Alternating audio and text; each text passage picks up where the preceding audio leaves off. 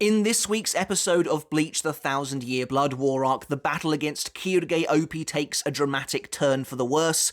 Uryu Ishida investigates these new Quincy enemies while the Vandenreich launches a devastating attack on the Soul Society itself. Yes, episode 3 was a particularly crazy one this time, a particularly busy one at that. It covers so much content. They are moving at a breakneck speed, and as a result, we are really getting into some crazy action as soon as possible as we move into the first major conflict of the final arc, the first Quincy invasion, which is, in my opinion, one of, if not the single best sequence in the entirety of Bleach. And so on a personal level, I'm really hoping they get this right, they do it justice, and so far I've been very happy with what I've seen, with just one or two very small issues, which of course we'll talk about in today's video. And so, as always with our in-depth spoiler analysis and discussion videos, we'll be looking at the episode through the lens of someone who has read the entirety of the source material, of someone who is very well acquainted with the source material, to say the least. And so, of course, there will be spoilers for the 1000-Year Blood War arc in this video. And so as we compare this episode to the source material that it's adapted, we'll be, as always, looking at what it's added, what it's changed, and even what it's taken away. And then, of course, I'll also give my own thoughts on the episode as a whole. Before we get into the video, guys, if you haven't hit subscribe yet, make sure to do that now for more Bleach content like this every single week. And if you enjoyed the video, make sure to give it a thumbs up as well to help support me and the channel. And of course, if you want to take that support from me another step further, I do also have a Patreon as well. And to everyone who is supporting me over there on Patreon, I just want to say a massive shout out and thank you to each and every one of you. I really do appreciate it. So when we were doing this last week, one of my predictions at the end of that video was that this episode would cover more chapters than they did last time. And I was right, albeit I underestimated just how much they covered. In this episode, they covered a whopping 6 chapters total, which I think is pretty unprecedented for Bleach. That's an awful lot of content in one episode. But what chapters did they cover? Well, they covered chapter 489, March of the Starcross, which of course the episode is titled after, 490, March of the Starcross 2, 491, Totenengel, which I believe means Angel of Death in German, or something akin to that, 492, Balances Justice, 493, Light of Happiness, and finally, 494, the closing chapter, part 1. So I really thought that they were going to end this episode with 493, the ending of that chapter, where Yhwach arrives at the Soul Society, he arrives inside Seirete and kind of announces the first invasion. I really wasn't expecting them to push into the first invasion itself, but it seems like from the way this episode plays out, they were really desperate to have the Sternritter's arrival be that cliffhanger, and I can kind of get that, to be fair. Going off my predictions from last week as well, I was actually correct in that they totally cut the Vice Captain meeting, the first time we see characters like Rukia and Renji in this arc, which is supposed to be the very first scene of 489. And honestly, them cutting it makes total sense to me, as they are really scaling back that whole collapse of the world subplot, which again feels kind of weird to me, as that's the crux of this entire conflict at the end of the day, but they definitely seem to be removing huge chunks of that, which does make me wonder what kind of a role the Vizards are actually going to play in the final arc, if anything at all. At this rate, they may literally just show up for that final battle in Varvelt. Before we dive into this video, I just want to comment on the pacing briefly. Now, that has been one of my principal concerns so far as the anime has progressed, that they are moving too quickly to truly do justice to the story, and I do still believe that personally. That doesn't mean I'm not enjoying it an awful lot, because I am, but it's just my kind of major concern so far. I've seen a lot of people in the comments saying that they are hopeful that the team is speeding through these early stages of the 1000-Year Blood War arc in order to have extended fights later on, in order to have new fights and new scenes later on, perhaps when the story needs it most. And I get that. It's a bit of a rock and a hard place situation. In my mind, it's a shame that they are skipping through some of the stuff in these early stages, because the early stages of the 1000-Year Blood War are probably when the arc was at its absolute strongest, when the writing was the most rock solid. So it's a shame to have to take parts away from what is effectively the perfect opening to an arc.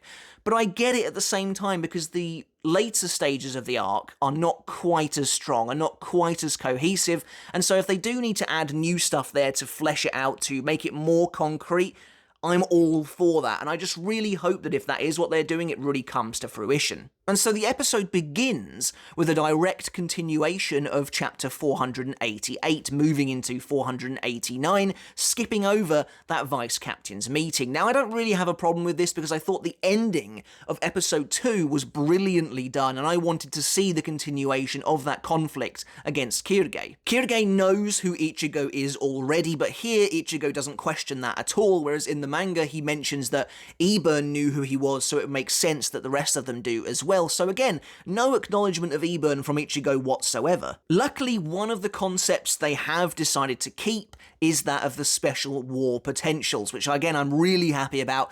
I didn't think they would get rid of that, but it's just nice to see it here, as Quilge mentions that Ichigo was designated one of the special war potentials who needed to be dealt with at the highest priority based on the daton they received from His Majesty. And I absolutely love this scene where he throws his arms out and the Quincy soldiers appear behind him and attack Ichigo.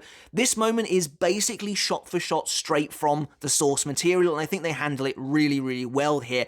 I absolutely love the creepy lighting on Quilge in this scene. He just looks so evil here for some reason. They do it perfectly, I think. But it's so great how he just flings his arms open and suddenly these Quincy appear to attack Ichigo. Works really well. The 3 Quincy foot soldiers attack him in basically the exact same way they do in the manga. The 3 of them closing in on him with Hirenkyaku and then summoning their bows and blasting him with arrows. It's a great moment in the manga and it's a great moment here in the anime as well. I love how it looks. I really do love the shot of Quilge kind of looking up at the explosion as the arrows collide in midair.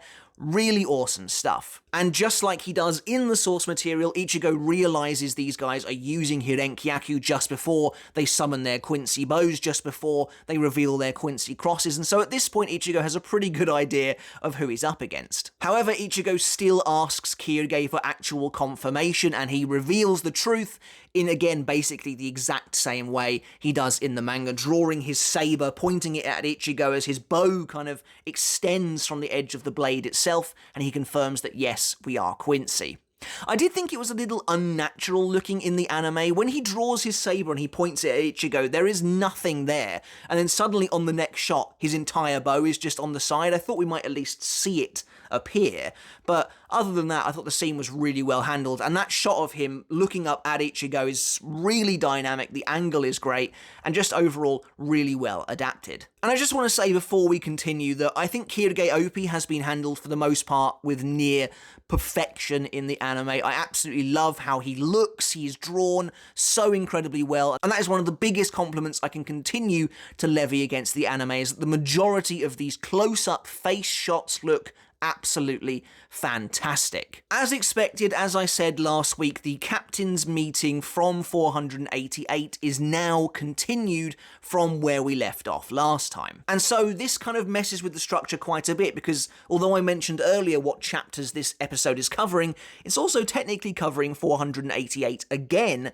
because this moment, this captain's meeting, is from that past chapter. There's a nice new little line for Kyoraku here where he mentions that the Quincy enemies were expected, but it still poses something of a problem. However, virtually all of Mayuri's dialogue surrounding the Quincy invaders has been cut, and I think there's a potentially interesting reason why. I was talking to somebody about the episode after it aired, and they posed the really interesting point that I just had never considered. But it seems like the anime is trying to hide the fact that Sasakibe had a Bankai. Potentially that is why Byakuya's eulogy was cut, because they mention his Bankai in that section. Sasakibe himself doesn't mention Bankai when he says his last dying words to Yamamoto on screen, and here, in the captain's meeting, Mayuri is supposed to talk about those dying words, to talk about how Sasakibe mentioned Bankai, but of course he doesn't say any of that either, so it does seem like they are trying to disguise the fact he had and used Bankai. Again, presumably they are really trying to keep it on the down low exactly what the Vandenreich can do. Now, I'm going to mention this again as I think it's still valid, and that is their portrayal of Yamamoto. They aren't really, in my opinion, capturing his grief all that well. And it is only my opinion, and if you disagree, that's kubo fine, and I know some people do. But as far as I'm concerned, they just aren't capturing that feeling, that same feeling, the way Kubo did in the source material. Yes, Yamamoto sounds angry in this scene. That's all well and good, but it's the most basic way they could have portrayed his anger, in my opinion. In the source material, Kubo instead makes this a deeply sinister, unnerving scene. Yamamoto just completely interrupts Mayuri, stops him from talking, and he's like, that's enough. We don't need to share any more information. And you can tell that he is not in his right mind with that one line alone. They're supposed to be sharing information. Mayuri has potentially vital knowledge on these totally unknown invaders, but Yamamoto's like, shut up, I don't want to hear it. And Kubo focuses on Yamamoto's eyes, making him look murderous. You can tell Mayuri looks over his shoulder at Yama, and Yama is just kind of glaring at him like, where is the rebel base? The anime takes a totally different approach here, focusing instead to conceal Yamamoto's eyes, and therefore you get a totally different feeling from this scene, or at least I did anyway. The dialogue is effectively the same, although like I said, they cut out basically everything Mayuri says. They cut that moment where Yamamoto interrupts him, and instead Yamamoto just says, where's the enemy base, to which Mayuri replies, I don't know. And then Yamamoto says, okay, so we can't attack them yet. And he does his traditional stomping of the cane to signify an order again, something that I don't think should have been there. It's an understated detail in the original chapter, but Kubo put it there for a reason. We know Yamamoto does that stomp with the cane to symbolize that he's giving an order. The fact that he doesn't here, again, goes some lengths to show he's not in his right mind. The cane remains on the floor the entire time because Yamamoto is engulfed by his thoughts. Instead, in the anime, he just blurts everything. He's just shouting everything the entire time, and yeah, okay, he sounds angry, but this could really be any other captain's meeting. Yamamoto shouts a lot of things. When it comes to captain's meetings, he's generally barking orders. It's that addition of the extremely heavy silence, the quiet, that is so uncharacteristic of Yamamoto in the source material that makes that scene work well, that makes it feel so different from a normal captain's meeting. But of course, the captains themselves do look absolutely wonderful here. The individual close-ups of each captain look so fantastic. It honestly could be mistaken for Kubo's own work itself. I genuinely think each of them looks absolutely brilliant, and it is still so novel to see characters like Shinji and Rose and Kensei among the rest of the captain ranks. Interestingly, we get another title card in this episode where it shows March of the Starcross, but here it's actually done in the exact same way it is in the manga. Now obviously, because that captain's meeting was carried over from last week, they've had to play around with the structure once again. In the source material, this is where we get the announcement that Yhwach is preparing to invade the Soul Society, and then it's followed up with the conversation between Yamamoto and Mayuri. But of course, all of that is pushed until later in the episode so we can continue with the most immediate conflict, which is the battle between Ichigo and Quilge, and that works as far as I'm concerned. That makes total sense. And actually, as I've said before, I think a lot of their structural changes are for the better. And to go along with this, another moment that's been pushed as we move out of chapter 489 is the very start of 490, where we get our first tantalizing reveal of the Stirnritter. That is still in this episode, but again, it's been pushed until later on. One thing I'm actually a little surprised about is the vast majority of Ichigo versus Quilge is exactly how it is in the manga. They haven't really added any new scenes at all, and maybe they didn't think it was necessary just yet. Maybe that is being saved for fights later on down the line, but I mean, this was still incredibly enjoyable because this is one of the best fights in the arc as far as I'm concerned. I think I put it on my list of the top 13,000 Year Blood War arc fights. I just think this one is really well done. For instance, you know, I love it when Ichigo reveals that he has managed to catch Kyoruge's arrow and he launches it back at him before landing on the ground, tossing Neliel to Orihime. It's all done really nicely. It's a bit of a shame that they removed Nell's kind of weird, crazy face because she's like really dizzy because Ichigo's just thrown her across the desert. That was a bit of a shame, but other than that, this whole bit is handled really well. There's that great moment where Kyoruge's 6 arrows appear in the dust and blast towards Ichigo, but Ichigo grabs his Zanpakuto and launches a Getsuga to deflect them straight back at Kyoruge. That's all handled really, really well, but for the most part, it is basically exactly the same as it appears in the manga. The ensuing discussion between Ichigo and Kyoruge is also handled pretty similarly, and that makes sense to me, because of course this is foreshadowing one of the biggest kind of plot developments of this arc, as the two characters talk about Uryu, where Ichigo kind of says, oh, don't worry, your arrows were a lot stronger than Ishida's, and Kyoruge's like, you mean Uryu Ishida? My Heilig file is stronger than his, that's impossible.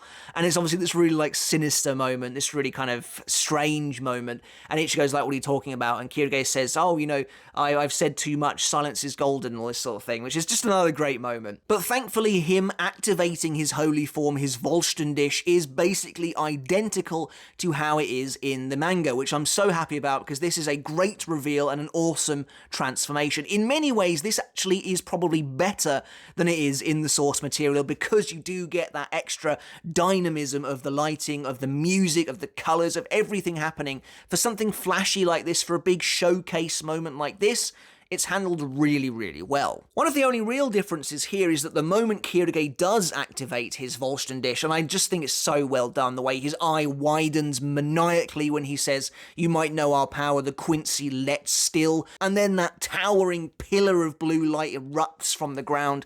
All of that is so good, but one of the only real differences is that Ichigo actually knows exactly what this is immediately. He says, oh, this is the secret power that Uryu used. It's not handled like that in the source material. In the following chapter from this one, there is a flashback to Urahara telling Ichigo about the Quincy let still, and I can totally see why that was removed. It's basically redundant when Ichigo can just say, oh, that's the secret power Uryu had. But I mean, what can I say about the actual reveal of Kyoruge's new form, other than I think it looks, you know, genuinely stunning. Like, it looks so, so good. I love the way the pillar kind of crumbles away into these little cubes of light. All of that looked absolutely fantastic. The amount of, like, these particles on display when Kyoruge reveals the true name of his form, the bold blue lighting against that black backdrop of Waco Mundo, it just looks so good. It looks absolutely brilliant, to be honest, and it really is quite imposing, that bead of sweat running down Ichigo's face. It's an awesome, awesome moment. I think, again, the music as well is top tier. The music for the Vandenreich so far has just been amazing and will continue to be so throughout this episode as well. One tiny little thing, however, I am genuinely a little bit disappointed that they didn't go the Bleach Brave Souls route with the Vollständig, which maybe is a little bit weird to say. Maybe they were never going to entertain that idea whatsoever, but I did think it added some really kind of unique personality and individuality to each of these holy forms when they all had their own individual colours. You know, in the mobile game Brave Souls, Candice's holy form is like lime green, Bambietta's is kind of pinky red, Askin's is purple, and Kyoruge's was supposed to be, although he hasn't actually been released in the game yet, he has got an image file in there where his Vollständig is kind of a golden yellow colour. And I think that would have been so cool to see. Again, it's just a tiny little thing, and maybe it was never going to happen, but I think that was a genuinely good idea that they could have used. In the anime, this is now when Yhwach announces his invasion of Soul Society to the Sternritter, where he orders them all to gather at the Gate of the Sun, and we get to see them all appearing. As I mentioned in one of my early trailer reviews, this shot has been changed ever so slightly, and in a way that I think is really interesting. In this shot, we can see Hashwolf, we can see Basby, we can see Bambietta, and we used to be able to see BG9, but he appears to have been replaced by by, I'm guessing, Asnot, by the back of his head.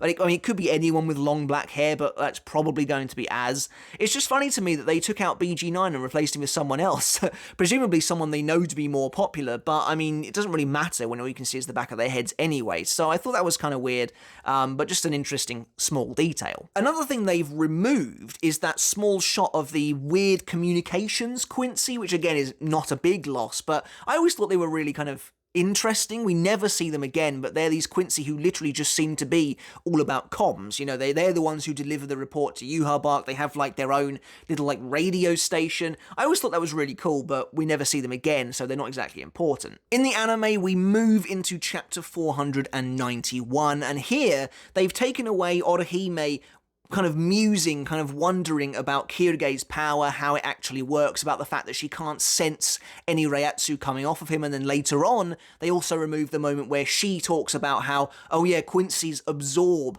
Reishi rather than emit it. And I think that's fair enough to get rid of that personally, because in the anime you have the added benefit of really being able to see everything happening in motion, and it's pretty obvious what Kyoge is doing when he lifts his blade and starts absorbing the world around him. But just before that moment, Ichigo and Kyoge clash in, again, basically the exact same way they do in the manga, as Kyoge talks about the Vollständig and how Soken Ishida kind of opposed them evolving in this manner, and then it ends with that massive clash, and I love the way it looks in the anime where Kyoge is like raining Reiatsu down on Ichigo with his blade. That's really cool, and it actually looks more like a dedicated attack in the anime, whereas I always just thought it was just a kind of an added effect of him just being in his holy form in the manga, but he actually seems to be purposefully blasting Ichigo with this rainfall of Reiatsu, which again is such a neat little detail. But Ichigo then launches his golden Getsuga Tensho at Kyoge. Honestly, I've never been sure how this scene works in the source material or here. Ichigo kind of swings his blade, and Kyoge is just suddenly there, and apparently it hasn't done anything to him at all, it's against his neck. But Ichigo threw a Getsuga Tensho, so I don't understand how that hasn't done anything to him. In some ways, it's even stranger in the source material, because Ichigo doesn't back away to swing his blade in the source material. He sort of just activates Getsuga by pushing against Kyoge. And then Kyoge says you should really aim where you slash, and it's like, did he miss him? Did Kyoge just kind of press his neck against the blade to prove that he can't be hurt that easily? I don't really know, but either way, it's a pretty cool scene. I really like that they kept in Kyoge's line about how, you said this form of mine looked creepy, that is the correct reaction, for in the eyes of you atrocious Shinigami, to face us, the enforcers of all that is righteous and holy, it must be a terrifying sight indeed. Because that's an awesome line. That, as far as I was concerned, I kind of wanted every Quincy to talk like that, to have such contempt for the Shinigami, to see themselves as these holy messengers. Kyoge then begins absorbing Reishi to create his ultimate attack, and again, this just looks fantastic here in the anime. It looks so crazy, all these colours, all these lights being sapped into his blade.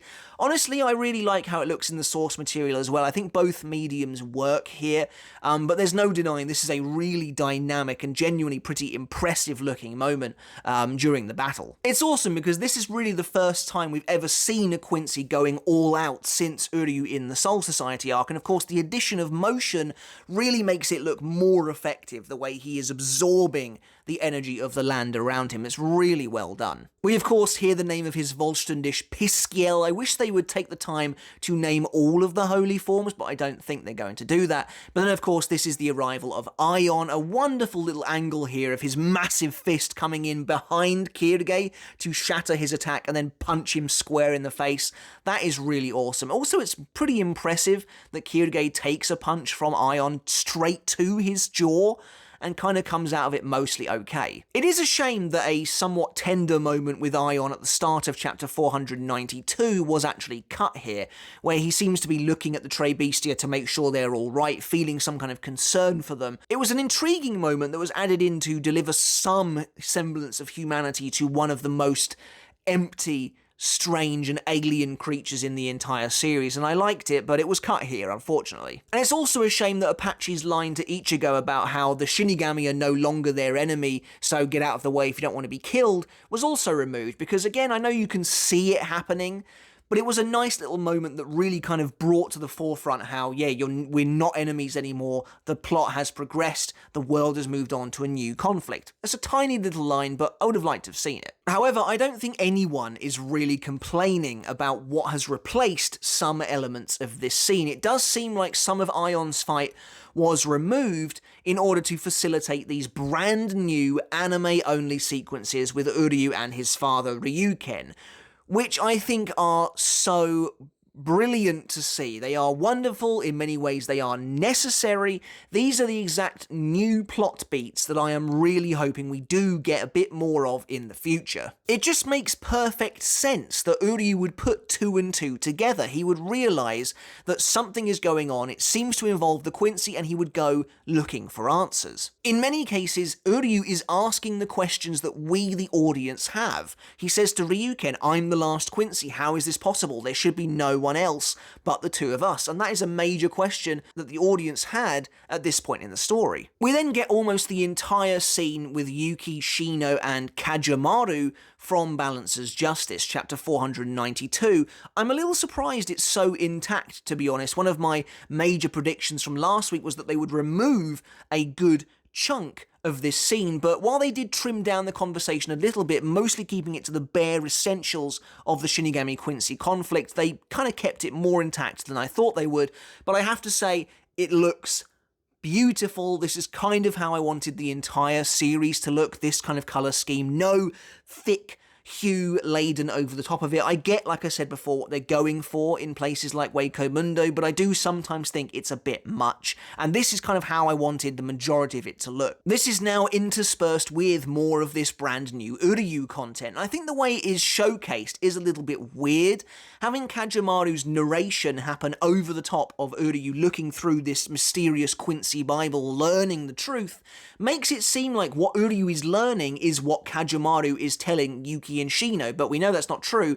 A, because Uryu already knows all about the Quincy Purge, the fact that they were going to destroy all the worlds.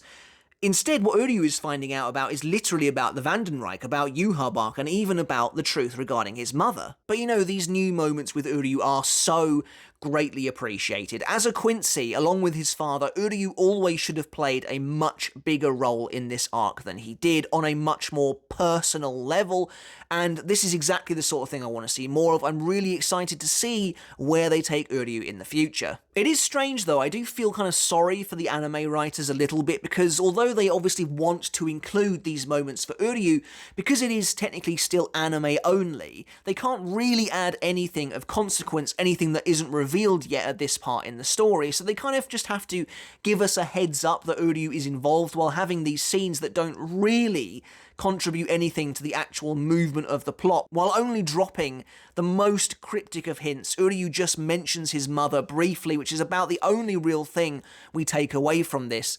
But the major thing, of course, is that Uryu is actually getting involved. That's the most important part, but in terms of what he says, what he talks to Ryuken about, the anime writers can't really give anything away in this sequence that wouldn't have been revealed around this point anyway. Next up, we get a scene from the end of 489 where Mayuri talks to Yamamoto about having to kill all of those Rukongai citizens to basically save the world from collapsing.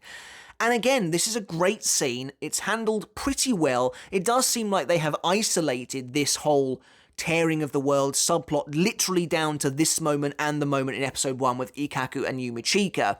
Again, the vibe is different in this scene, in my opinion, to how it appears in the source material. In the manga, you know, you see Yamamoto, he's facing a wall, he's drenched half in shadow, half not, and that's again supposed to show you that he is literally at this point teetering on the very edge of completely losing his grip. And, you know, part of the reason I'm so passionate about this is because this is major character development that Yamamoto got so late into the series that made him ultimately a far more compelling character, to the point where I made a whole video talking about him losing his grip on the leadership of the Gotei 13 due to his grief. I still think this scene works really well. There's plenty I like here. I think the music they use is so good. It's like, it really understands the gravity of the situation. It is very sinister, the music that's playing. Very kind of almost creepy, very dramatic. I love seeing the clouds begin covering the sky as they talk. It was bright and sunny, but as that conversation goes on and on, it becomes more overcast, more cloudy. That's really nice visual storytelling. As we return to chapter 492, I love that they kept that shot of Quilge buried in the sand. It's one of the best shots. It's like unintentionally hilarious, but it is also supposed to show you just how much force Ion was using on Quilge at the time, and it's supposed to be, everyone around them supposed to think he's dead. But of course you get that horrifying moment where he suddenly stabs Apache through the throat and begins to rise up from the sand. It is so awesome. It is basically identical to how it appears in the manga, right down to Quilge taking his broken neck and snapping it back into place, which was such an awesome horror movie moment. Like, Kubo really just suddenly goes in on this guy as being absolutely terrifying, a force of nature almost, and it was really great to see that here as well, as he casually mentions that he needs to tell His Majesty Crack, as he brings his neck back into place, that the blute must be adjusted. It's so fantastic, and it's so just creepy and horrifying as everyone looks on in just terror that this guy has survived Ion's attack, and he suddenly activates his Sclaveray ability. As he activates Sclaveray, there's a cool bit of anime-only foreshadowing here where the world around him begins to get absorbed again, and suddenly a piece of Chad's cheek is ripped away. It's a small moment, but it's a really nice heads up as to what's about to come. Another cool anime-only detail that works really well is actually seeing Quilge's crumpled and battered wings regenerate to become massive and beautiful again the more energy he absorbs. I definitely think the way Ion is killed is not quite as effective, however, as they just rush right through it. It is so fast, the way Ion is stripped down to the bone by Quilge. We only really get one shot of it, which is a bit of a shame in my opinion. It could have been a really awesome, gory moment where it lingers on Ion's face being pulled apart by this unbelievable power. Instead, all that happens is a bit of Ion's body is taken away, and then he crumples to the ground. Now, you do get a nice little shot of his spine, of his skull still attached to his half, to his legs, which are left, but I wish they had just added in a couple more of the moments from the chapter itself where you get that grisly close-up of Ion's skull as the last of its flesh is ripped away. You can imagine it just sort of quivering as there's like nothing left, and then his whole body collapses, and as it does, you can see in the manga his body is still mostly there, but parts of it are still being pulled into Quilge's halo as this massive light sort of twists around. I think unfortunately they did kind of blow past this bit, and its impact was lessened considerably, which is a shame. On the flip side, Quilge's new monstrous form looks fantastic. I love that he changes his voice. He gets a new voice that sounds like kind of more, or like it's harboring Ion's own voice within his now. That is a great detail. And on the whole, he just looks excellent. And I love things like Ion's eyes appearing on his wings, like slithering out from behind Quilge.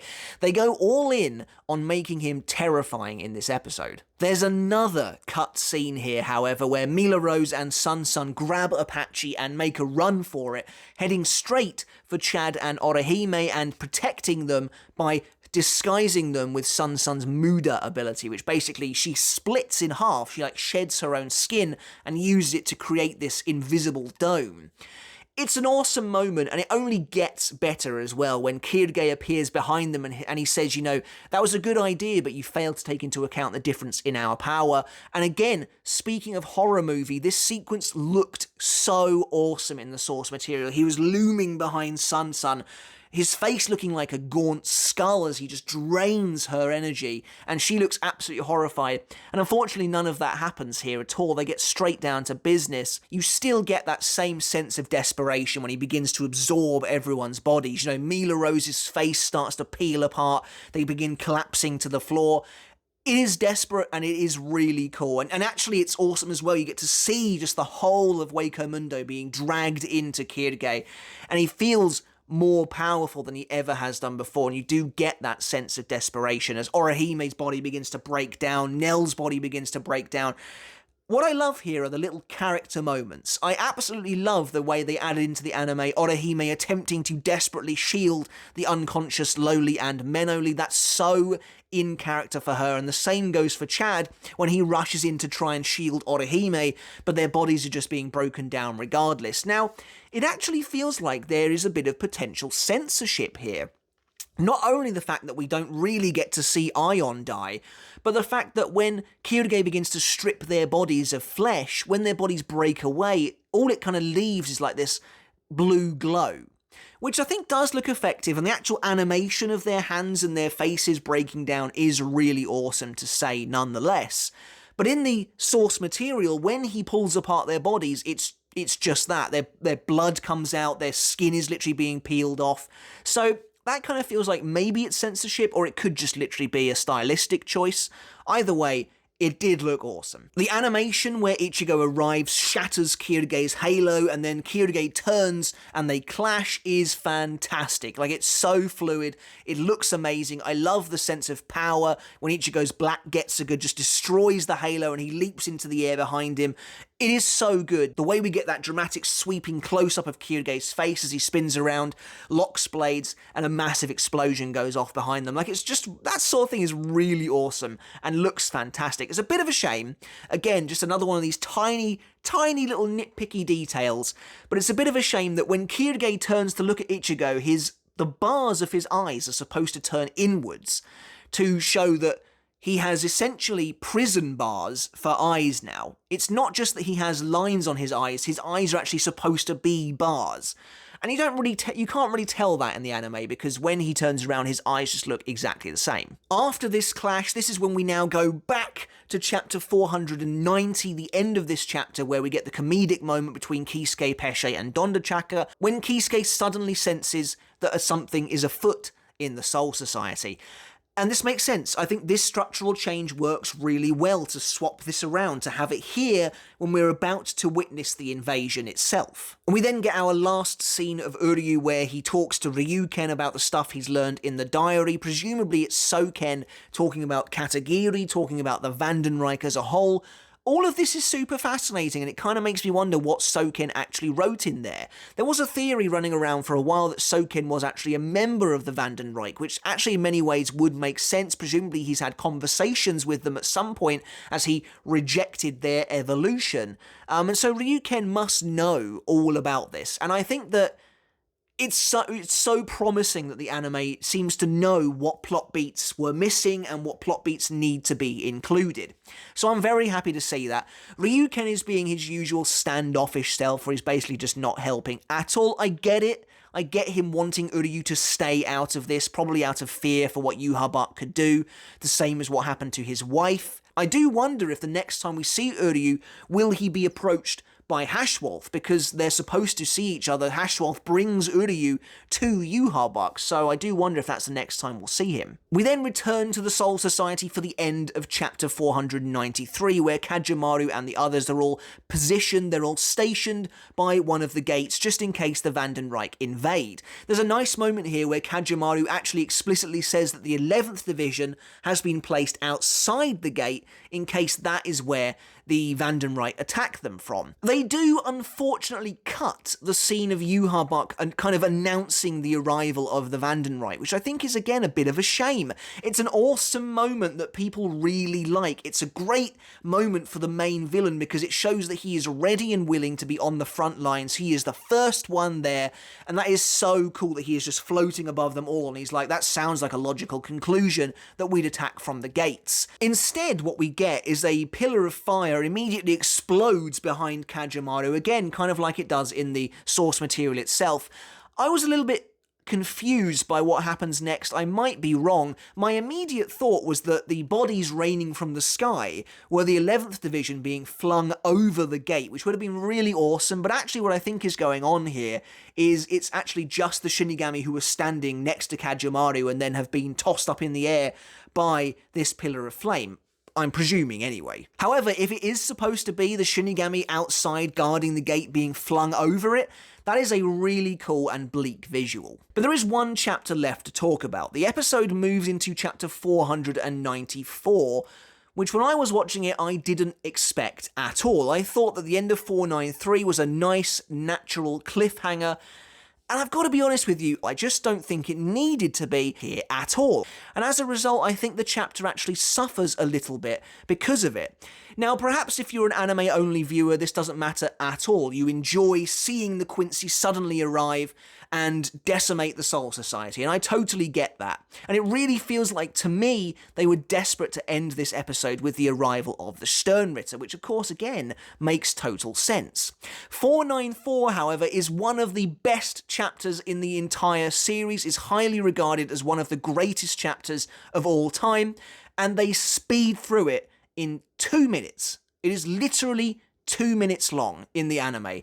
And I just don't know how I feel about that, because a lot of what we see here is really good, but I think a lot of it would have been better if it had been given the proper time it needed. They cut a couple of different moments here. They cut the moment where Rukia says to Kione and Sentaro that she's going to move to the base of one of the pillars in order to confront whoever arrives there, and they cut the moment where Yamamoto tells Okikiba to stay and guard the barracks, which is a strange one to me because they show the scene of the two of them there, but for some reason they just don't say anything to each other. When Squad 3 arrives at the base of one of these pillars, it should be a lot of foot soldiers, not just the upper seats, the vice captain, and a couple of foot soldiers. A lot of the division arrives at this pillar. They also cut the conversation between the 3rd, 5th, and 6th seats, as well as Kira himself, which again is a bit of a shame. It's meant to be a moment of casual normalcy before all hell breaks loose. This is supposed to be the last moment of Shinigami complacency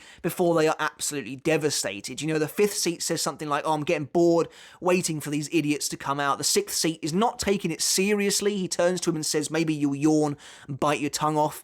And it's supposed to be they don't understand the gravity of the situation at all, but we don't get any of that in the anime, which again is a shame. Even though they only get a small piece of dialogue, it's supposed to be enough where you realise these are actually real people here who haven't quite understood the gravity of the situation. With the way it occurs in the anime, these are just names being killed almost immediately. I'm also not a massive fan of the way Kira's defeat was handled either. Kira's supposed to launch an attack on this pillar of flame. That's why the attack is so surprising, because Kira says the moment they can see his silhouette, he's like, attack, and forces everyone to rush forwards, and suddenly, out of nowhere, he is blasted. The way it's portrayed in the anime, Burner Finger seems to come out really slowly. One thing I will say, though, is I like that it's confirmed it's actually Burner Finger Basby uses here and not just some random arrow. But it seems to just kind of come out really slowly and then hit Kira. There's no, again, real impact here. I do like that his eyes bulge and he looks down and the music starts to play. That's good, but then he just sort of like flops to the ground. It looks okay. Like, I'm glad they didn't censor it at all. He has been completely destroyed, but it's supposed to be a sniper shot. Like, it's supposed to be instant. Like, immediately Kira is dead. And it seems to just linger almost a little bit too long here. After this, you get a great moment, a really awesome perspective on Basby grabbing the 5th and the 6th seats and slamming their heads into the floor. That is really well handled. But what's even better, in my opinion, is the way he simply turns around and blasts Riku's head off. That is how Kira should have been taken out. It should have been instant like that. Because as far as I'm concerned, that is how Burner Finger looks to me.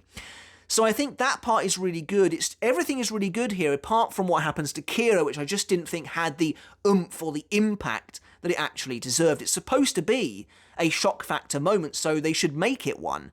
And I don't think they quite managed to nail that. However, the actual reveals of the Sternritter after Basby removes his hood and says that their orders are to kill everyone are great. I love the almost jarring shots of each Sternritter as they appear. The music is just like blaring. It's this, again, almost like horror soundtrack as they appear. This orchestral just explosion of sound, this cacophony of noise as each of these villains appears on the screen.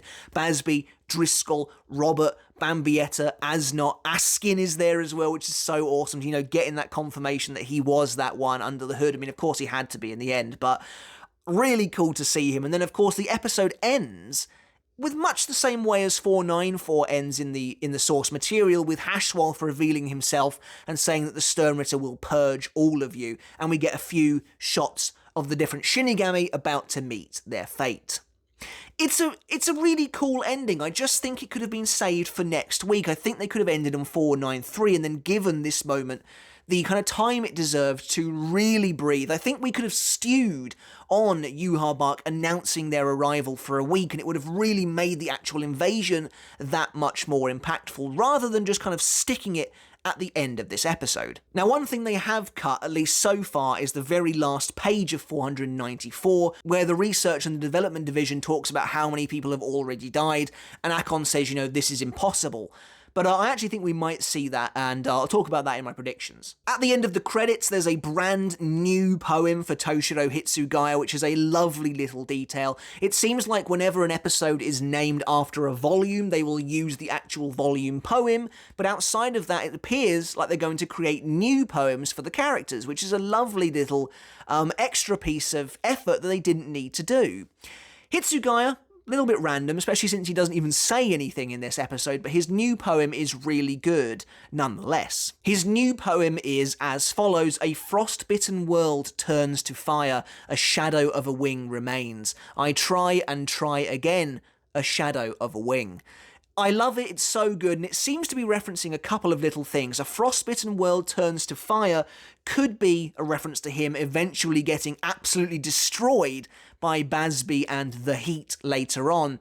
But perhaps the most, in my opinion anyway, overt reference here is the idea of a shadow of a wing remains being Hitsugaya having his Bankai stolen. And it's revealed at the close that episode 4 will be titled Kill the Shadow. And so that's it for episode 3. Definitely the biggest, busiest episode we've had so far. This is a meaty video, and I do apologise for that, but there's an awful lot to talk about this week. Plenty of stuff I loved, some stuff I wasn't quite so keen on, but I will say that still the anime is doing a great job of adapting a really difficult piece of the source material to actually get totally right.